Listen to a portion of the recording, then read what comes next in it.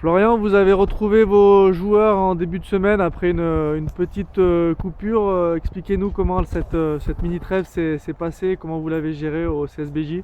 Elle était nécessaire. On a fait un début de semaine plutôt ludique, cohésion, avec un stage en montagne d'une journée, sous une belle tempête de neige et dans le froid, donc ça a bien resserré les liens. Derrière, on a fait un peu d'activité en extérieur, notamment au trampoline park, là, où Eric Thomas Michel exerce maintenant et où il travaille sur Lyon. Donc c'était très sympa. On a mis beaucoup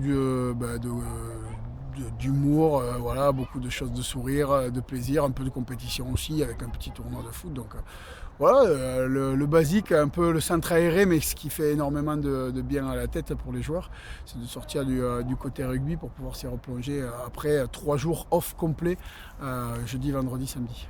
Cette semaine, c'est la reprise de la compétition, la vraie, et une courte semaine puisque vous jouez Ouais, dès jeudi soir. jeudi. Vous l'avez géré différemment avec le staff? On l'a géré comme on a eu l'occasion de le gérer avant sur les précédentes rencontres du jeudi soir, notamment le match d'Aurillac ou le match de Lyon. Donc avec forcément une courte semaine, un travail dès dimanche matin, avec une grosse journée lundi.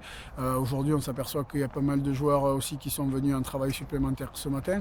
Donc c'est qu'ils ont la nécessité de rester et de reprendre le rythme de la compétition. Donc ça c'est bien, que ce soit en muscu, en cardio ou en technique individuelle. Ce matin, il y avait du monde. Donc voilà, c'était normalement le jour de repos, ils sont venus bosser, c'est bien. Et demain, on aura encore une séance de travail demain matin, un petit réveil musculaire jeudi, puis une grosse rencontre jeudi soir. Vous jouez contre Bayonne, une équipe qui vous avait pas souri au match aller avec une défaite de près de 40 points. Vous aurez certainement à cœur de montrer un autre visage au retour. Ouais, ouais, c'est tout à fait ça.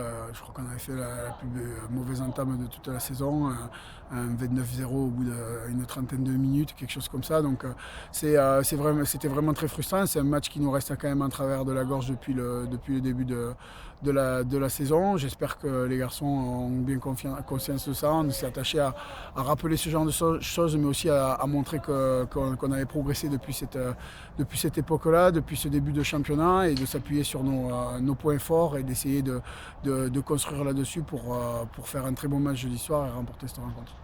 C'est aussi un deuxième match de suite à domicile, même s'il y a eu la coupure au milieu. Vous aviez battu Carcassonne avec le bonus offensif. Ça peut être l'occasion de regarder un peu plus vers le haut encore en cas de victoire. Oui, tout à fait. Maintenant, il faut d'abord prendre celui-là. Je crois qu'on va regarder vers le haut une fois qu'on aura pris celui-là, une fois qu'on aura mis en place ce bon début de bloc. On a toujours des difficultés à rentrer dans les blocs, il faut être honnête. Donc, c'est toujours pas évident de se remettre d'une période de coupure. On a un relâchement mental qui est normal. Maintenant, il faut vite rentrer dedans. On reprend encore un gros morceau en entrée de bloc.